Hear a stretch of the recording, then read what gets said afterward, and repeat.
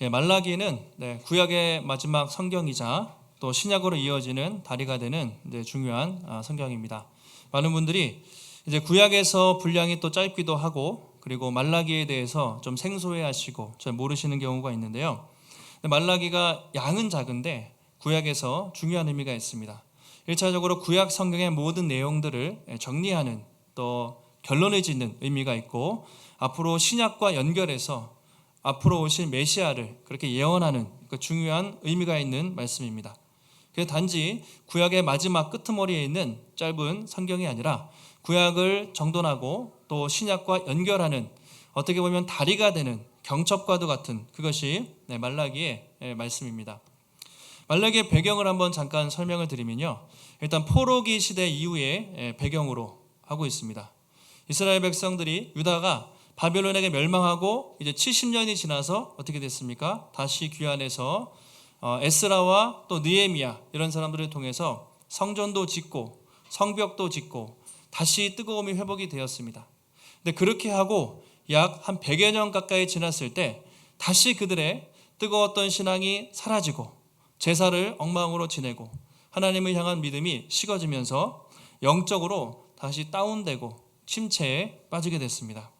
하나님 이런 상황에서 마지막으로 말라기 선지자를 보내셔서 다시 너희들이 예배를 회복하고 하나님 경외를 회복하여서 나에게 나오라 이런 경고의 말씀을 말라기를 통해서 하고 계십니다. 그래서 말라기서의 한마디로 주제를 말씀드리면 바로 여호와 경외, 하나님을 향한 경외심을 회복하라 이것입니다. 왜냐하면 이스라엘 백성들이 하나님을 향한 경외심이 있었을 때는 말씀에 너무 잘 순종을 했어요. 죄를 짓지 않고 또 뜨겁게 예배를 드렸는데 반대로 하나님을 향한 경외심이 사라졌을 때는 말씀을 우습게 여겼습니다. 마음대로 죄를 짓고 예배가 무너지면서 엄청난 타락의 길로 갔습니다. 가장 중요한 것이 하나님을 향한 경외심. 너희들이 처음에 성전을 짓고 처음 예배를 드렸을 때 그 나를 향한 경외심, 그 두려워하는 마음을 다시 회복하라. 이것이 말라기서의 중요한 주제입니다. 또 한 가지 주제가 있습니다. 여호와의 크고 두려운 날이라는 표현이 많이 나옵니다. 언젠가 때가 되면 하나님이 정하신 크고 두려운 날이 올 것인데 그때 마지막 날에 하나님의 경외하는 자들은 엄청난 구원과 회복을 받을 것이지만 그렇지 않은 사람들은 영원한 심판과 완전한 저주가 있을 것이다. 그것을 예언하는 말씀이 또 말라기서의 말씀입니다. 그래서 오늘 우리가 4장을 볼 텐데요. 4장은 말라기의 결론이기도 하지만 이 구약 성경 전체의 결론이기도 합니다.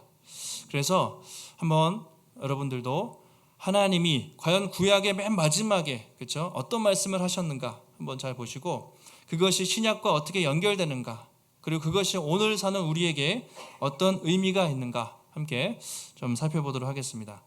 자, 1절에 처음에 시작하는 말씀이 만군의 여호와가 이렇게 시작합니다. 만군의 여호와. 구약 성경을 보면 여러분 하나님에 대한 다양한 그런 이름들이 있습니다. 그렇죠? 말라기에서 가장 많이 강조되는 것이 무엇입니까? 바로 만군의 여호와라는 표현입니다. 만군의 여호와, 여호와 샤바트 이렇게 얘기를 합니다.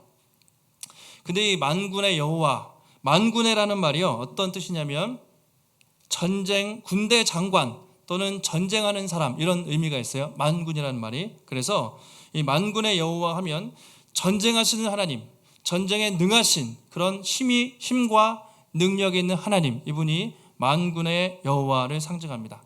그런데 말라기에만 이 만군의 여호와, 말라기서 한번 이번 주에 읽어보세요. 딱 4장까지인데 몇 번 나오는지 읽어보십시오. 24번이나. 그러니까 4장밖에 안 되는데 24번이나 만군의 여호와, 만군의 여호와 계속해서 나오고 있습니다. 그만큼 이 만군의 여호와를 강조를 하고 있습니다. 자, 성경 보시면 이 만군의 여호와라는 말이 가장 유명한 구절이 어디 있을까요?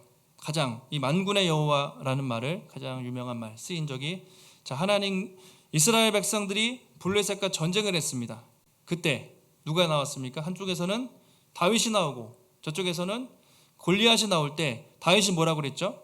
너는 칼과 단창으로 무기를 가지고 나오지만 나는 네가 모욕하는 만군의 여호와 이름으로 나간다 하면서 막 달려가서 골리앗을 죽일 때 바로 다윗이 만군의 여호와, 전쟁에 능하신 그 하나님의 이름으로 나간다. 그렇게 만군의 여호와의 이름을 불렀습니다. 또 선지서에 많이 나오죠. 만군의 여호와. 이사야에서도 그런 말씀이 많이 나오는데 여러분 혹시 어디서 나올까요? 만군의 여호와. 이스라엘 백성들이 고통당하고 힘들 때 만군의 여호와의 열심히 이룰 것이다, 이런 표현이 많이 나옵니다. 비록 너희는 힘들고 연약하지만 내가 너희들과 약속을 지킬 것이다. 내가 반드시 너희들을 회복할 것이다. 만군의 여호와의 열심히 그것을 이룰 것이다 할 때 이 전쟁에 능하신 힘과 능력이 있는 만군의 여호와라는 이름이 많이 나오고 있습니다. 자, 오늘 그 만군의 하나님께서 이스라엘 백성들에게 이렇게 말씀을 하십니다. 그 하나님이 이스라엘 백성을 향해서 자, 무슨 말씀을 하십니까? 4장 1절 말씀 같이 한번 읽어보겠습니다. 시작. 만군의 여호와가 이르노라. 보라, 용광로 불같은 날이 이르리니 교만한 자와 악을 행하는 자는 다 지푸라기 같을 것이라. 그 이르는 날에 그들을 살라 그 뿌리와 가지를 남기지 아니할 것이로되. 자, 보라, 이렇게 이스라엘 백성들에게 주의를 환기시키고 있습니다. 만군의 하나님께서 한번 주목해 보라는 것이죠. 뭘 봅니까? 언젠가 용광로 불같은 날이 이를 것이다. 그날이 되면 교만한 사람들과 악을 행하는 사람들이 다 지푸라기처럼 불에 타 없어질 것이다. 그렇게 말씀을 하고 있습니다. 여러분, 성경에서 불하면 어떤 의미가 있습니까? 불하면 불사르는 것이죠. 태우는 것인데 하나님의 심판을 상징합니다. 소돔과 고모라 땅에 하나님이 경고했을 때 말을 안 들었습니다. 어떻게 심판하셨습니까? 하늘에서 불과 유황을 떨어뜨려서 심판을 하셨습니다. 그래서 불하면 하나님의 저주, 하나님의 강력한 심판, 그것을 상징하고 있습니다. 그런데 어느 날 때가 되면 용광로에 불같이 타오르는 그 이글이글한 심판이 임할 것이다. 용광로 불이라고 말하고 있는데 여러분 혹시 그 용광로가 막 불타는 그런 거 보신 적이 있습니까? 우리가 어릴 때 수학여행 가보셨어요? 다 가셨죠? 하면 아까도 청년들한테 요새는 모르겠어요. 옛날에는 꼭 제철소 이런 데 갔어요. 포항 가면 제철소 가고 어디 해인사 가고 팔만대장경 보고 코스 가면 맨날 그랬는데 거기 가면은 이제 저기에 막 뜨겁게 용광로가 있고요. 막 불꽃이 막 타오르고 가이드가 설명해 주잖아요. 저기는 뜨겁게 지금 철이 재련되고 있고 막 그렇게 표시해 주는데 멀리 서 있지만 여러분 가까이 가면 정말 불꽃이 엄청나게 타오르지 않습니까? 가까이 가면 야 죽겠다 싶을 정도로 그 용광로라는 것은 그냥 철까지 녹이는 강력한 그런 심판인데 언젠가 때가 되면 하나님이 마치 용광로처럼 용암이 이글이글하는 것처럼 그 모든 사람들을 강력하게 심판하는 그날이 임할 것이다. 그렇게 말씀을 하셨습니다. 어떤 분들은 하나님이 사랑의 하나님인데 그렇게 강력하게 심판하고 또 지옥이 있다 그러는데 그게 정말 있냐? 그것을 잘 인정을 안 하는 이제 하나님의 사랑만 강조하는 경우가 있습니다. 근데 여러분 성경 전체를 보시면 특별히 구약 성경을 보시면 하나님의 축복보다도 어떻게 보면 하나님의 심판과 강력한 이 저주의 말씀이 훨씬 더 많이 있습니다. 물론 하나님은 사랑의 하나님이시기도 하지만 하나님은 또 어떻습니까? 공의의 하나님이시고 거룩한 하나님이시기 때문에 악을 여러분 보실 수가 없어요. 그래서 언젠가 참고 기다리시지만 때가 되면 그 모든 악을 완전히 용광로 불처럼 지푸라기처럼 불살라버릴 그날이 반드시 있을 것이라고 그렇게 말씀을 하십니다. 그런데 반대로 의인들에게는 어떤 날이 될 것인가? 그날이 심판의 날이 아니라 회복과 소망의 날이 될 것이다. 그렇게 말씀하십니다. 그것이 2절에 나와 있습니다. 우리 4장 2절 같이 한번 읽겠습니다. 시작. 내 이름을 경외하는 너희에게는 공의로운 해가 떠올라서 치료하는 광선을 비추리니 너희가 나가서 외양간에서 나온 송아지같이 뛰리라. 자, 이 구절 많이 들어보셨죠? 말라기는 잘 몰라도 이제 몇 가지 11조를 드리면 하늘에서 복을 주시는지 아닌지 시험해봐라. 그 말씀 많이 하시고 이 구절도 아십니다. 이게 무슨 말씀일까요? 우리가 욥기를 보셔도 욥기는 잘 몰라도 내 시작은 미약하였으나 내 나중은 심히도 창대하리라. 그런 말씀 잘 아시죠? 근데 그것도 약간 문맥에 우리가 맞지 않게 잘 오해하고 있는 말씀인데요. 이 구절도 우리가 조금 더 정확히 한번 살펴봐야 됩니다. 자, 이거에 일단은 이 2절 말씀이 1절과 연결되어 있습니다. 대조가 되는 말씀인데요. 그러니까 1절에서는 악을 행하는 자, 교만한 자가 어떻게 됩니까? 용광로의 불처럼 심판을 받을 것이다. 그렇다면 2절에서 하나님을 경외하는 자, 아까 악을 행하는 자, 교만한 자와 대조가 되죠. 그런 사람들에게는 공의로운 해가 떠올라서 치료하는 광선을 비출 것이다. 그렇게 말씀을 하고 있습니다. 자, 공의로운 해, 공의로운 태양이라고 이야기했는데 이게 무슨 의미인가 한번 우리가 생각해 봐야 됩니다. 이제 여러 가지 의미로 학자들이 해석을 하는데요.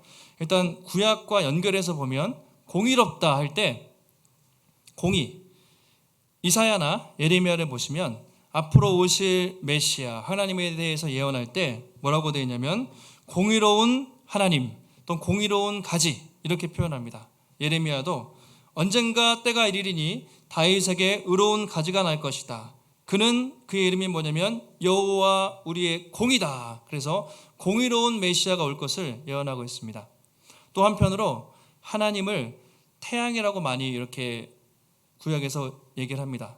태양 또는 해. 그래서 시편에 보시면 하나님은 해요 방패시라. 하나님은 태양이시다. 그래서 공의로운 태양, 공의로운 해 하면 앞으로 장차올 하나님의 아들 메시아 그분을 상징하는 것으로 볼 수가 있습니다. 앞으로 언젠가 공의로운 태양이 떠서 온 세상을 환하게 비출 것이다. 그런 예언인데요. 그가 와서 어떻게 합니까? 치료하는 광선을 비출 것이다. 이렇게 얘기하죠. 치료하는 광선. 이것도 우리가 좀 잘 오해할 때가 있습니다. 치유하는 광선하면 뭔가 빛이, 뭔가 레이저 같은 게 쫙 나와가지고 이렇게 하는 것으로 우리가 받아들일 수 있는데요. 그래서 어떤 병원에 가면 치료하는 광선이, 그러니까 이제 믿는 크리스찬 이렇게 뭐 의사 선생님일 수도 있는데 공의로운 태양이 떠올라서 치료하는 광선이 비칠 것이다. 뭐 그렇게 우리가 가끔 이야기할 때도 있고 기도할 때도 치료하는 광선을 비춰달라고 우리가 기도를 하죠. 물론 그렇게 기도할 수 있는데 이제 원래 정확한 의미를 우리가 한번 살펴보면 좋겠습니다. 성경책 가지고 계시면 공의로운 해가 떠올라서 치료하는 광선, 그 광선 밑에 뭐라고 밑에 달려 있습니까? 성경 밑에 날개라고 되어 있죠. 관주 성경이나 여러분 각주 달려 있는 성경을 보시는 게 좋아요. 공의로운 날개라고 되어 있습니다. 원래 원어 그대로 해석하면 날개, 광선이 아니라 날개 또는 옷자락 이런 의미가 있고요. 영어 성경에도 윙으로 날개로 그대로 번역을 했어요. 다시 말하면 공의로운 태양이 떠올라서 치료하는 날개가 임할 것이다. 그것이 원래 의미가 되겠습니다. 치료하는 날개처럼 날개가 어떤 의미가 있을까요? 이것도 구약 성경에 이미지를 따온 것인데 날개 하면 어떤 의미가 있습니까? 하나님의 날개 어디서 나오죠? 출애굽기 이런 데 보시면 이스라엘 백성들이 광야를 지날 때 하나님이 뭐라고 표현하십니까? 내가 너희를 독수리의 날개 그늘 아래 너희들을 품어서 너희들을 인도했다 할 때 하나님의 날개 그렇게 표현을 합니다. 시편에서도 사람들이 고난을 당할 때 대표적으로 다윗이 고난 중에 하나님을 부르짖을 때 뭐라고 표현하죠? 내가 여호와의 날개 그늘 아래 피합니다. 하나님의 날개, 그분의 날개 그늘 하면 하나님의 보호와 하나님의 인도하시는 놀라운 품으시는 그것을 우리가 날개라고 그렇게 말하죠. 그래서 오늘 치료하는 광선, 치료하는 날개가 비출 것이다. 이것은 단지 사람의 육체적인 질병이나 뭐 그런 걸 고친다는 의미보다도 더 깊은 인간의 불치병, 도저히 치료할 수 없는 인간의 가장 큰 병이 무엇입니까? 바로 죄의 문제죠. 그리고 죽음입니다. 그래서 언젠가 때가 되면 공의로운 해가 이 땅에 비쳐서 인간의 그 영원한 불치병, 죄와 사망 권세를 해결하시는 치료의 광선이 치료하는 날개가 임할 것이다. 한마디로 여기서 치료한다는 것은 하나님의 구원의 역사를 말하죠. 인간을 죽음으로부터 저주로부터 완전히 구원하는 그 생명의 역사, 구원의 역사가 나타날 것이다. 이것이 치료하는 날개라는 의미가 되겠습니다. 그 사람들이 하나님의 구원을 받을 때 어떻게 반응한다고요? 외양간에 송아지가 뛰는 것처럼 너무나 기뻐서 펄쩍펄쩍 뛸 정도로 그 기쁨과 구원의 날이 임할 것이다. 여러분 외양간의 송아지 저도 이렇게 예전에 저희 아마 외갓집에서 젖소 이렇게 목장을 했어요. 근데 이렇게 보면은 송아지들이 이렇게 뛸 때 뭐 동물원도 보시면 염소도 그런데 걔네들이 외양간에 있다가 풀어놓으면 어떻게 뛰는지 아시죠? 뒷다리를 들면서 막 팔짝팔짝 너무나 기뻐서 막 그렇게 뛰잖아요. 하나님의 백성들이 그 하나님의 태양을 공의로운 태양이 떠서 치료하는 날개가 하나님의 구원이 임할 때 얼마나 그 구원에 기쁘고 감격하는지 외양간의 송아지처럼 기뻐하며 찬양하며 뛸 것이라고 그렇게 말씀을 하고 있습니다. 이것이 바로 말라기 예언인데요. 자, 그러면 이 말라기가 말씀이 선포되고 정확히 한 400년에서 500년 후쯤에 이것을 성취하신 분이 계시죠. 그 사람들은 몰랐지만 우리는 압니다. 그분이 누구십니까? 바로 예수 그리스도가 이 400년 정도 말라기가 선포되고 수백 년이 지났을 때 하나님의 말씀이 잠깐 이제 중단이 됐었어요. 그러나 때가 찼을 때 하나님의 아들 예수 그리스도가 이 땅에 오셔서 공의로운 태양으로 오셨습니다. 그래서 어두운 세상을 밝히시고 또 사망 권세, 죄와 사망 권세 있는 사람들에게 치료하는 빛을 비추는 생명의 빛으로 이 땅에 오신 것이죠. 그래서 예수님이 이 땅에 오시자마자 가장 먼저 선포하신 말씀이 무엇입니까? 마태복음이나 마가복음에 보시면 회개하라, 천국이 가까이 왔느니라, 하나님께 돌아오라, 그런 말씀을 선포하시죠. 그러면서 사람들에게 복음을 전하시고 병자들을 직접 치유하시고 눈먼 자를 고치시고 귀신 들린 자를 내쫓으시면서 누구든지 믿는 자들에게 구원을 베푸시는 하나님의 놀라운 역사가 예수 그리스도의 오심으로 이 땅에서 성취가 된 것이죠. 그러니까 1차적으로 예수님의 초림, 이 땅에 2000년 전에 오심으로 치료하는 공의로운 태양이 떠서 이 세상을 밝히고 회복시키는 구원의 역사가 시작되었다라고 이제 말하고 있습니다. 자, 그러면서 하나님이 이스라엘 백성들에게 이 두 가지를 말씀하세요. 두 가지 겉면의 말씀을 하시는데 첫 번째가 4절에 보시면 너희는 내가 호렙에서 온 이스라엘을 위하여 내 종 모세에게 명령한 법 곧 율례와 법도를 기억하라. 자, 언젠가 메시아가 올 것인데 그때까지 그들에게 말씀하신 것이 자, 호렙하면 시내산입니다. 그래서 예전에 내가 시내산에서 너에게 주었던 십계명 율법이 있지 않냐, 다시 그 율법과 법도를 기억해라, 이렇게 말씀하십니다. 지금 너희들이 할 건 다른 게 아니다. 다시 1000년 전에 이 말씀이 선포되기 1000년 전쯤에 시내산에서 너희 선조들에게 주었던 그 하나님의 말씀, 그것을 기억하다는 것은 단순히 떠올리는 것이 아니라 적극적으로 순종하며 지키라는 것인데 다시 그 말씀을 기억하고 말씀으로 돌아가라, 주님이 그렇게 말씀을 하십니다. 그리고 5절에 또 한 가지 예언을 하세요. 보라, 여호와의 크고 두려운 날이 이르기 전에, 그렇죠? 계속해서 여호와의 크고 두려운 날, 이 표현이 나오는데 선지자 엘리야를 너희에게 보낼 것이다. 이 엘리야는 누구일까요? 그 다음에 6절 같이 한번 4장 6절 한번 읽습니다. 시작. 그가 아버지의 마음을 자녀에게로 돌이키게 하고 자녀들의 마음을 그들의 아버지에게로 돌이키게 하리라. 돌이키지 아니하면 두렵건대 내가 와서 저주로 그 땅을 칠까 하노라 하시니라. 여호와의 크고 두려운 날, 그날에 오기 전에 선지자 엘리야를 보내신다. 구약의 엘리야 하면 대단한 선지자였죠. 그러니까 모세 하면요, 율법, 말씀을 준 그런 사람으로 알 수 있고요. 엘리야는 모든 선지자의 대표입니다. 강력한 메시지를 선포했잖아요. 다시 엘리야가 올 것이다. 이 엘리야는 누굴까요? 네, 그 사람마다 이렇게 엘리야에 대해서 여러 가지 해석을 하는데 제일 명확하게 성경에 나오죠. 세례 요한을 상징하죠. 요한. 예수님이 태어나기 6개월 전쯤에, 예수님이 오시기 전에 세례 요한이 6개월 전쯤에 태어나서 역시 회개하라, 그리고 회개의 세례를 전파합니다. 그리고 예수님이 그 다음에 오셔서 제자들에게 세례 요한을 보면서 뭐라고 말씀합니까? 말라기에서 오리라 한 엘리야가 바로 요한이다, 그렇게 직접 말씀을 하세요. 그래서 여기서 말한 엘리야는 세례 요한입니다. 그러니까 요한이 와서 예수님 그 사역을 시작하기 전에 먼저 회개의 메시지를 선포하면서 많은 사람에게 돌아오게 할 것이다. 그래서 여호와의 크고 두려운 날은 1차적으로 예수님의 초림이죠. 처음 예수님이 오신 그날. 그래서 이 구약의 메시지는요, 이렇게 끝나고 있어요. 언젠가 여호와의 크고 두려운 날이 올 것이고 누구든지 하나님께 돌이키지 않으면 저주를 받을 것이다.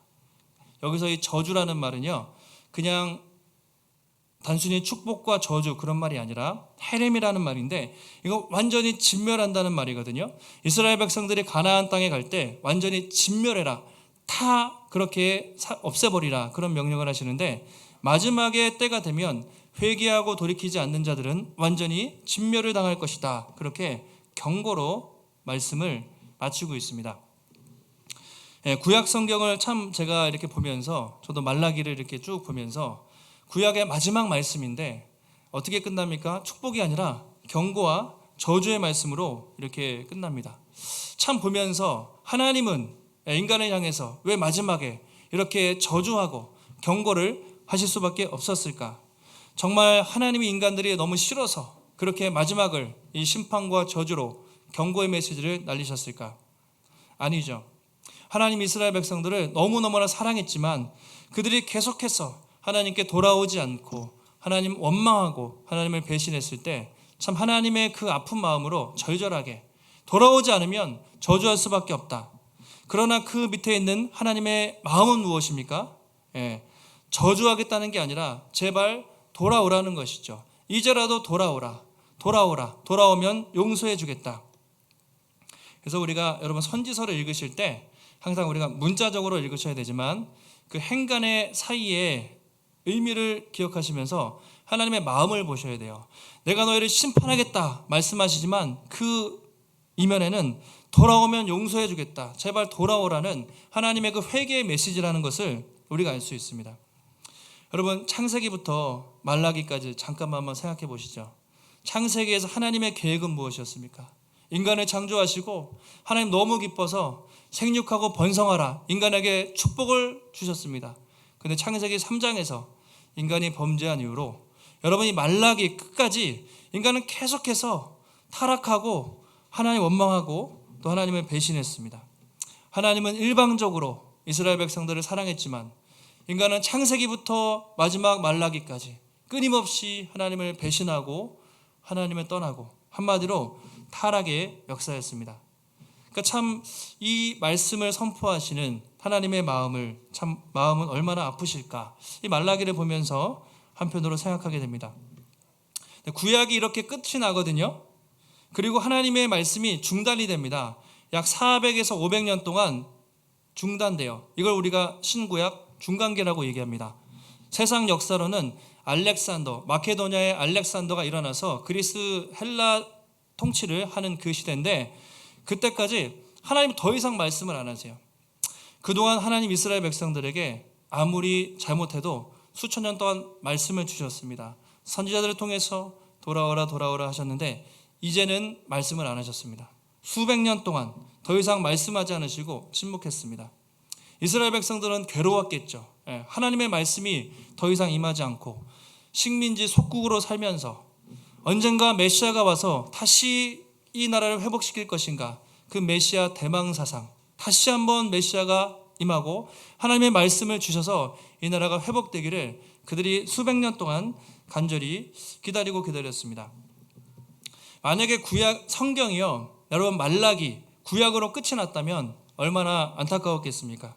만약에 예수님이 오시지 않았다면 세상 역사는 그냥 심판이었습니다. 종말이죠. 모든 사람들이 용광로 불처럼 사라지고 말았을 겁니다. 그런데 하나님께서 드디어 400년, 500년이 지나신 후 지금으로부터 2000년 전에 그 수백 년의 침묵을 깨고 어떤 일을 행하셨습니다. 그것이 무엇입니까? 바로 공의로운 태양이신 예수 그리스도를 이 땅에 보내셔서 이 죄와 어둠 가운데 살고 있는 사람들에게 생명의 빛을 비추시고 치료하는 광선으로 오셔서 수많은 사람들을 구원하시는 그 놀라운 역사가 2000년 전에 예수 그리스도의 오심으로 나타난 것이죠. 만약에요, 말라기 그대로 인간이 행한 대로 하나님이 갚으셨다면 여러분 어떻게 됐습니까? 모든 사람은 심판을 받고 끝났어야 됐어요. 그런데 그 신구약 중간기 역사 동안 하나님이 참으셨지만 때가 되자 어떻게 하십니까? 하나님의 아들을 이 땅에 보내셔서 원래는 그분이 심판을 하셔야 되는데 그분이 심판하신 것이 아니라 심판을 당하십니다. 자기가 십자가 위에서 우리가 받아야 될 모든 저주를 자기가 다 받으시고 대신 우리를 구원하시는 그 놀라운 역사를 하나님이 이루시는 것이죠. 심판은 재림으로 미루시고 그 초림 때 자기가 몸소 십자가에서 인간이 받아야 될 모든 저주와 그것을 다 받으시고 우리에게는 대신 무엇을 주셨습니까? 생명. 누구든지 예수를 믿는 자에게는 그 생명과 구원의 길을 열어주신 것, 이것이 바로 여러분 복음입니다. 그러니까 행한 대로 갚으시면 이 구약시대 인간의 모든 역사는 종말이지만 예수님이 오심으로 다시 기회를 주신 거죠. 다시 우리는 하나님의 백성으로 살 수 있는 길이 열리게 된 것, 이것이 세상에서 가장 복된 소식, 예수 그리스도의 이 땅에 오심이 얼마나 크고 놀라운지를 우리가 성경을 통해서 알 수가 있습니다. 여러분, 하나님은 지금도 마찬가지입니다. 누구든지 정말 하나님을 경외하고 예수 그리스도를 주로 모시고 그분을 온전히 예배하는 그 한 사람 한 사람을 찾고 계십니다. 그리고 언젠가 다시 오실 때는 여러분 무섭게 오실 겁니다. 그때는 심판주로 오세요. 누구도 그 앞에 살아날 사람이 없을 정도로 이 세상의 모든 악한 것은 완전하게 심판을 당하고 하나님의 완벽한 공의를 세울 것입니다. 그러나 그때 하나님을 경외하는 자들에게는 영원한 생명이 임할 것이라고, 그날이 곧 올 것이라고 말씀을 하고 있습니다. 여러분, 우리가 신약의 맨 마지막 성경, 우리가 구약의 마지막을 봤죠. 제가 말씀 준비하면서 신약의 맨 마지막 말씀이 떠올랐습니다.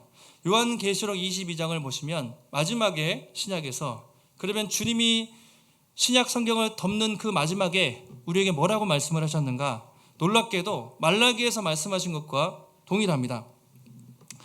요한계시록 22장 18절 이하를 보시면, 제가 18절, 여러분들이 19절 그리고 20절 합독하겠습니다.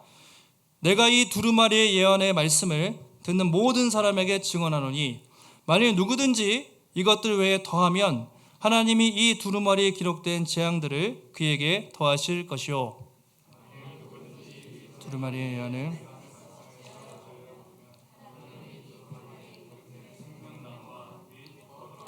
참여함을 제하여 버리시라. 같이 있습니다. 이것들을 증언하신 이가 이르시되 내가 진실로 속히 오리라 하시거늘 아멘. 주 예수여 오시옵소서. 이것이 성경의 맨 마지막입니다. 근데 18절 보시면 이 신약과 구약의 예언의 계시의 말씀에 하나라도 더하면 그 엄청난 재앙이 그들에게 임할 것이고, 만약에 성경 말씀에서 하나라도 빼해버리면 거룩한 성에 지옥에 떨어질 것이다. 강력하게 경고하고 있습니다. 그러면서 그 주님이 진실로 속히 올 것이다. 마라나타 아멘 주 예수여 오시옵소서. 그렇게 성경이 끝나고 있습니다. 어떻게 보면 말라기 때도 그랬고요. 지금도 마찬가지예요. 다른 게 아니라 주님이 우리에게 원하시는 것은 하나님을 경외하면서 다시 오실 주님을 바라보면서 성경에서 하나도 빼지 말고 하나도 더하지 말고 이 진리의 말씀을 날마다 우리가 붙잡고 다시 오시는 그날까지 그 말씀을 붙잡으며 살아가는 것, 이것이 오늘 우리 시대에 하나님이 주시는 말씀입니다. 여러분, 성경의 다른 모든 예언은 다 성취가 됐어요. 한 가지 남았습니다. 뭡니까? 재림이죠. 다른 말씀들은 다 성취가 됐지만 아직 주님이 오신다고 하셨지만 그것은 지금 성취 중에 있습니다. 언젠가 주님이 2000년 전에 수백 년의 침묵을 깨고 이스라엘 땅에 오신 것처럼 다시 오실 때는요, 이스라엘에 오시는 것이 아니라 온 우주의 심판의 주로 다시 오셔서 세상의 모든 악을 용광로처럼 쓸어버리시고, 그러나 믿는 자들에게는 영원한 생명과 천국을 분명히 약속하셨습니다. 그리고 그것이 진실로 속히 오리라. 마라나타 아시죠? 그날이 속히 올 것이라고 말씀을 하고 계십니다. 여러분은 그날을 간절히 사모하고 계십니까? 또 그날을 기대하며 하루를 살고 계십니까? 한 주간 또 우리가 살아가실 때, 또 앞으로도 여러분 살아가실 때 우리에게 그 완전한 완벽한 승리와 기쁨의 날이 있다는 것을 여러분 기억하시고, 지금 우리가 할 것은 하나님을 더 경외하는 것입니다. 그리고 그 말씀을 붙잡는 것이고 온전히 그분을 예배하는 것입니다. 그리고 주의 날개 그늘 아래 날마다 거하면서, 여러분 우리 힘으로 얼마나 살기가 힘듭니까? 그러나 이스라엘 백성들의 광야에서 독수리 날개로 안으셨던 것처럼 우리를 그날까지 지켜주실 것입니다. 소망의 그날을 바라보며 여러분 견실하고 흔들리지 말고 주의 일에 더욱 힘쓰며 그날을 살아가시는 복된 성도님들이 되시기를 주님의 이름으로 축원합니다.